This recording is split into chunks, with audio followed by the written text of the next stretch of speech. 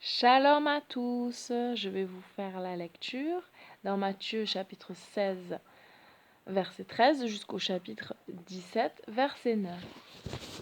Nos ambitions égoïstes conduisent à la défaite.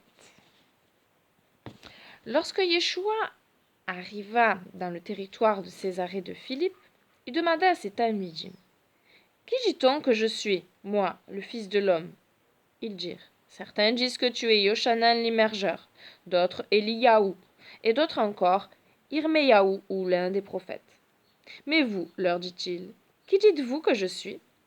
Shimon Képha répondit, « Tu es le Mashiach, le Fils du Dieu vivant. » Yeshua lui dit, « Béni sois-tu, Shimon Bar Yona, car ce n'est pas un homme qui t'a révélé cela, mais c'est mon Père qui est dans le ciel.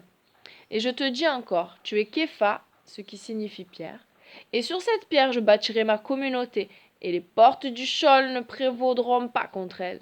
Je te donnerai les clés du royaume des cieux. Tout ce que tu interdiras sur la terre sera interdit au ciel, et tout ce que tu permettras sur la terre sera permis au ciel. » Puis, il avertit les talmidim de ne dire à personne qu'il était le Messie. À partir de ce moment, Yeshua fit clairement comprendre à ses talmidim qu'il lui fallait se rendre à Yerushalayim et y endurer beaucoup de souffrances entre les mains des anciens, des chefs kohanim et des enseignants de la Torah, et qu'il allait y être mis à mort, mais qu'au troisième jour il reviendrait à la vie. Képha le prit à part et commença à lui faire des reproches en disant, « Que le ciel t'en garde, Seigneur, et en aucun cas cela ne t'arrivera. » Mais Yeshua tourna le dos à Képha et lui dit, « Arrière de moi, Satan, tu es un obstacle sur mon chemin, car tu penses à la manière des humains, non à la manière de Dieu. » Puis Yeshua dit à ses talmidim, « Si quelqu'un veut me suivre, qu'il dise non à lui-même, qu'il porte son poteau d'exécution et qu'il me suive. En effet, qui veut sauver sa propre vie la détruira, mais qui détruira sa vie pour mon nom la sauvera. À quoi sert-il à un homme de gagner le monde entier s'il perd sa propre vie? Et que pourrait donner une personne en échange de sa propre vie? Car le Fils de l'homme viendra dans la gloire de son Père avec ses saints anges, et il rendra à chacun selon sa conduite. Oui, je vous le dis, il y a des personnes ici présentes qui ne connaîtront pas la mort avant d'avoir vu le Fils de l'homme venir dans son royaume. » Chapitre 17.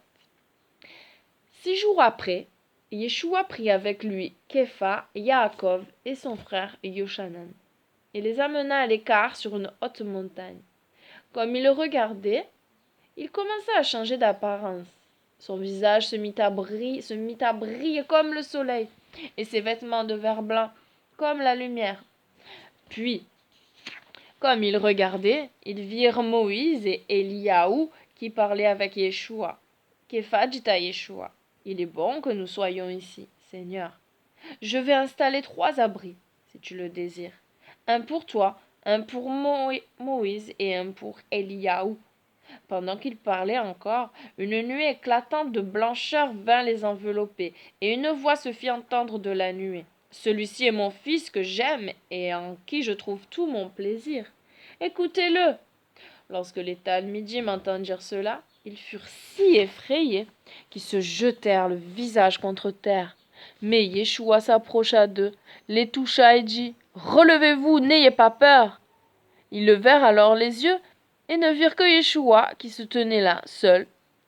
Comme ils descendaient de la montagne, Yeshua leur donna l'ordre suivant, « Ne racontez à personne ce que vous avez vu jusqu'à ce que le Fils de l'homme ait été relevé d'entre les morts. » Et la question de ce jour est: ai-je renoncé à mes ambitions égoïstes pour Yeshua et son royaume?